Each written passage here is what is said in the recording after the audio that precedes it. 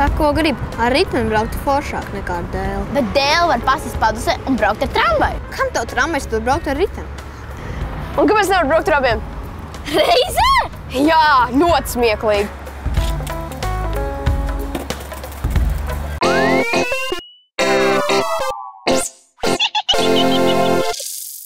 Braukšanai ar velosipēdu ir daudz plusu. Tavs organisms uzņem skābekli un trenē muskuļus. Tev nav jānīkst pieturā gaidot transportu, un tu vari ietaupīt naudu par biļeti.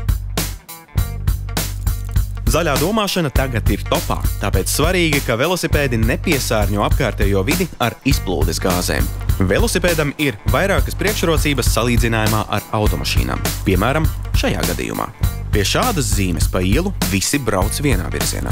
Pretējā virzienā stāv pretī tā sauktais ķieģelis. Tas aizliedz turpināt ceļu. Bet velosipēdistiem ir iespēja šo ceļa posmu veikt pa ietvi, stumjot riteni pie rokas.